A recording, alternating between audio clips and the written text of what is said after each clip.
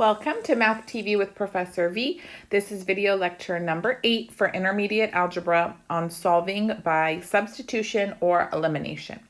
Now, in the previous video lecture, we went over solving linear systems of equations by graphing, but we came to the conclusion at the end that that's not always going to be the most desirable method, especially when you have inconvenient answers that involve decimals, fractions, or perhaps very large values.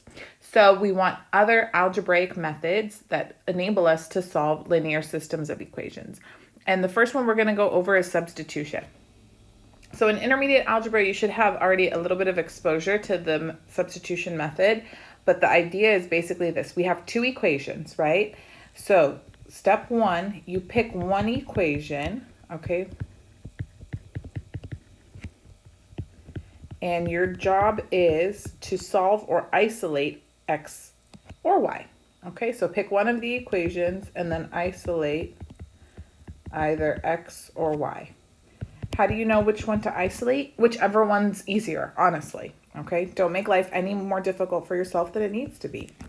And then you're going to take that expression and substitute or plug it in into the other equation. Always make sure you plug it into the other equation. Otherwise, everything cancels out. Okay, so here we go. I'm going to number the equations just so when I refer to them, we know what I'm talking about. I recommend you do it too. Equation 1, equation 2. So the directions just tell us solve by substitution and then classify. So remember, when we classify, we say whether or not the system is consistent or inconsistent. And then if it's consistent, we say whether or not it's dependent or independent. Okay? If you forgot about that, just watch the previous lecture video. We went over all of that.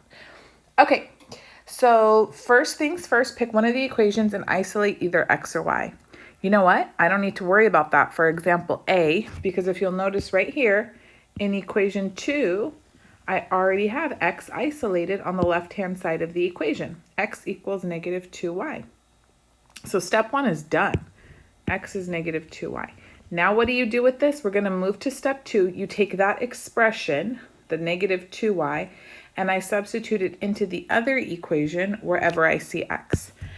So this is going to go into equation 1 now.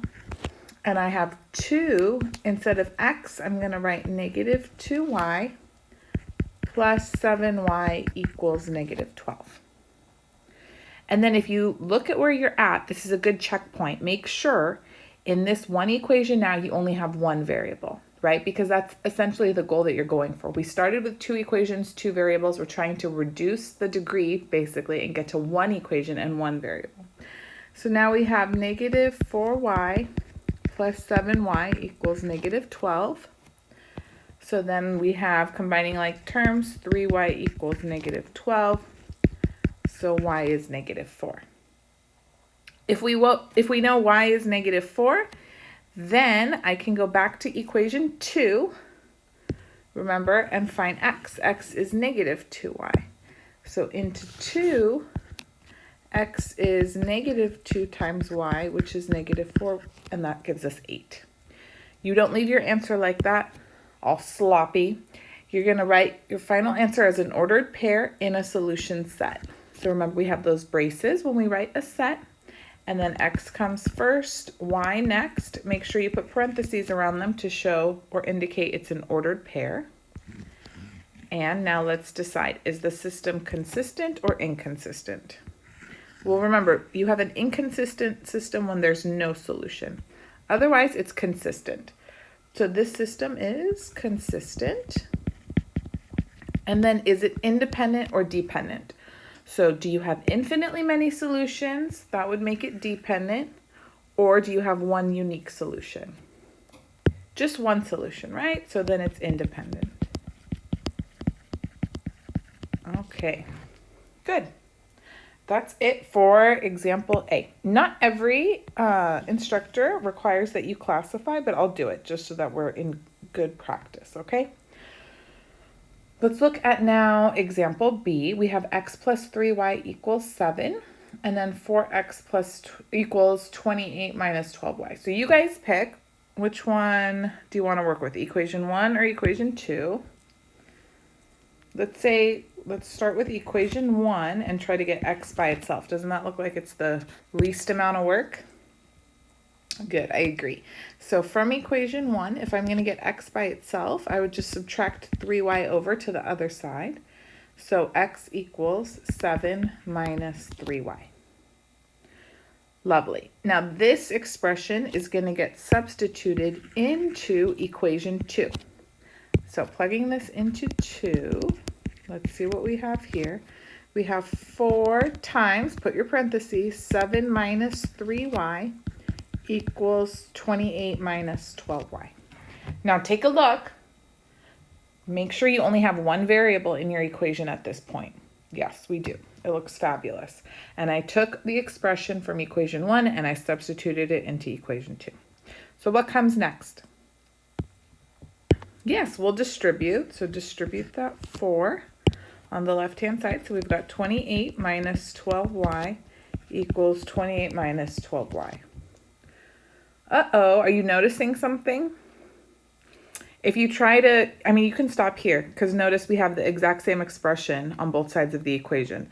If you were to even add 12y to both sides, you can keep going if you like, or we can be done. This cancels out and I'm left with 28 equals 28. So at this point you can see clearly we're not going to solve for y and get one value, one unique number.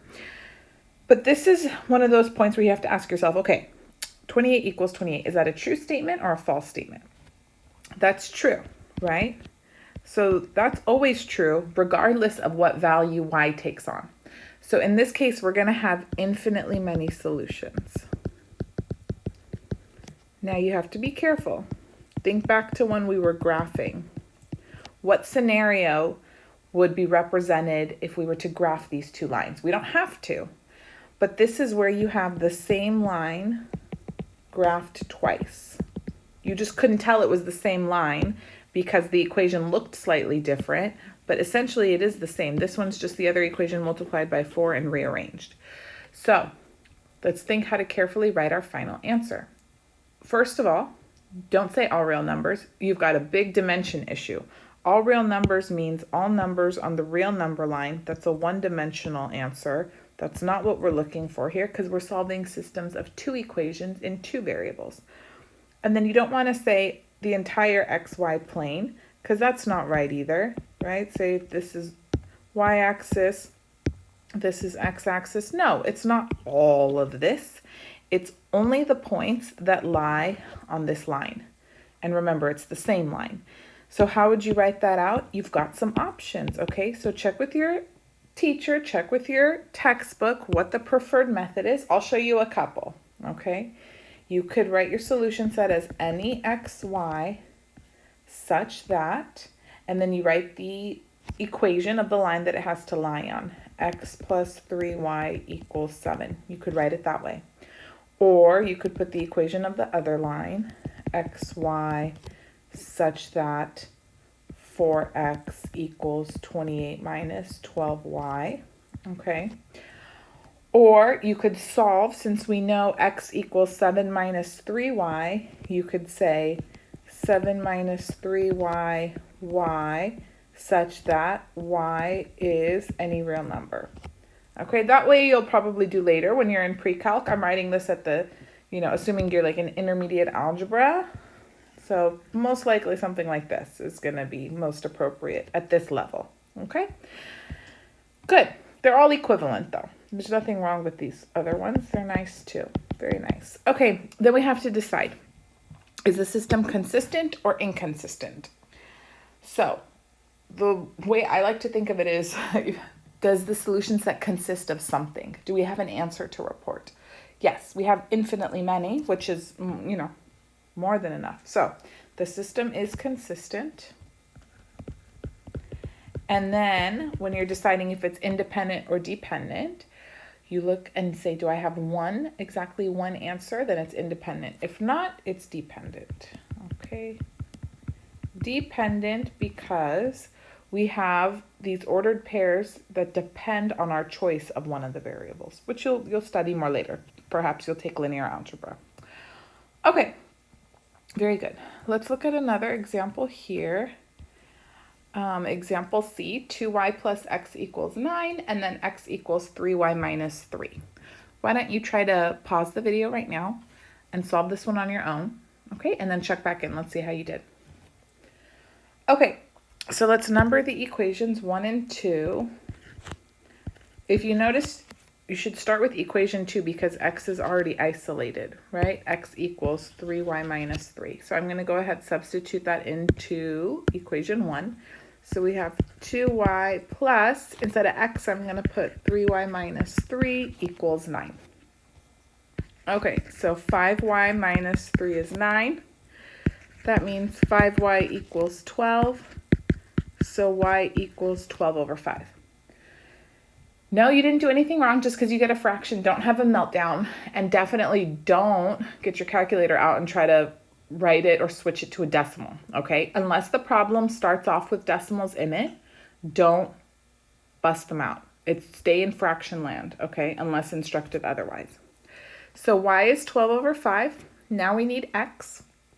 Best place to get x is from equation 2. So x is going to equal 3 times 12 over 5 minus 3. And remember, when you're multiplying fractions, if you want to just write this as 3 over 1 to remind yourself, you multiply the numerators by each other and then the denominators by each other. So what that means is this is going to be 36 over 5. X equals 36 over 5 minus, and then let's get a common denominator. So this is 3 over 1. If I multiply numerator and denominator by 5, then I'm going to have 15 over 5. From here, we can perform the subtraction. Don't touch the denominator when you're adding or subtracting fractions. And then 36 minus 15 is 21. All right, so I have x, I have y. I'm going to put them in a solution set. X comes first, always alphabetical order. 21 over 5, 12 over 5. Is the system consistent or inconsistent? Good, it's consistent. We have a solution. And is it independent or dependent? Do you have one or infinitely many? Independent. We have exactly one solution. All right, very good.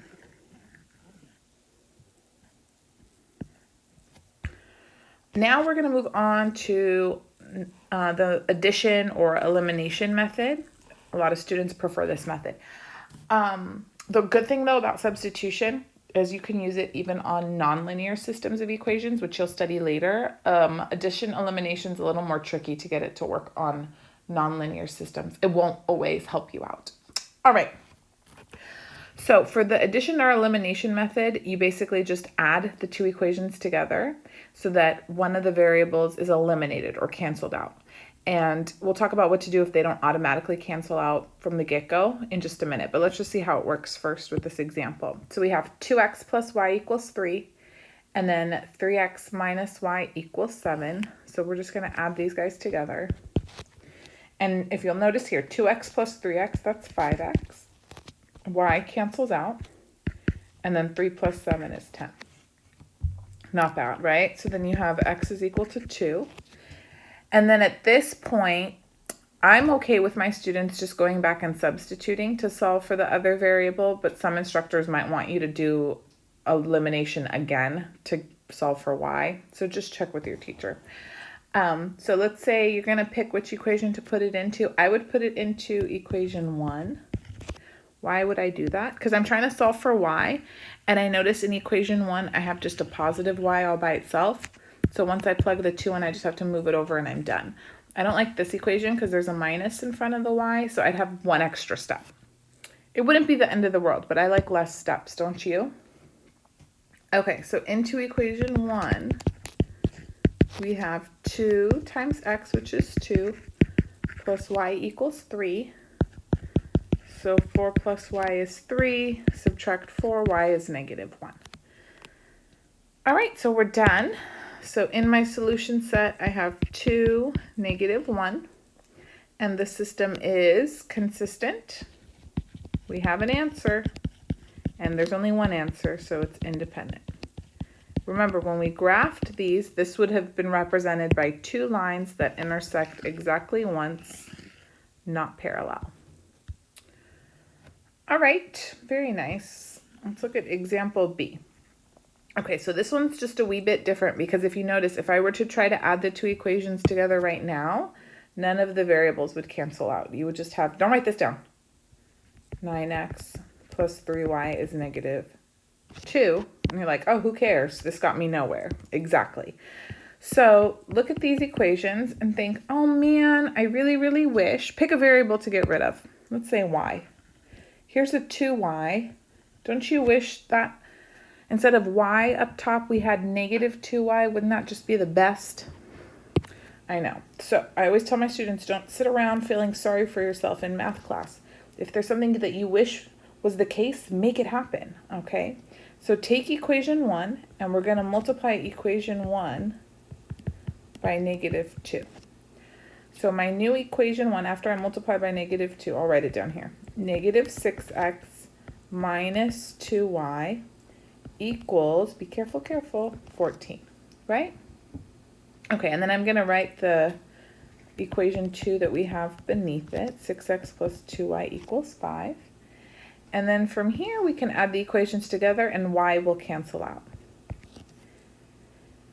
Not only will y cancel out, people, look at this. X cancels out. Oh my goodness. So that means if everything canceled out on the left-hand side, I just have a 0. 14 plus 5, that's 19.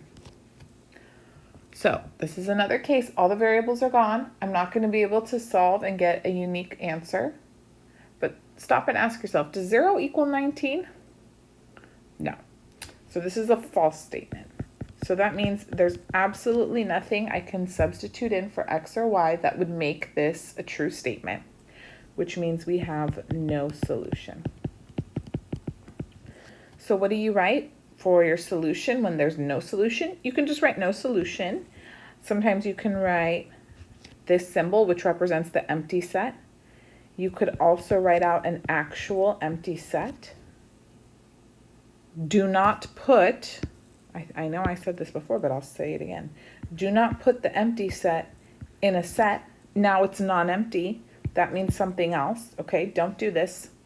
You can write an empty set symbol or an actual empty set, okay? Or if your teacher's cool with you just writing no solution, that's fine.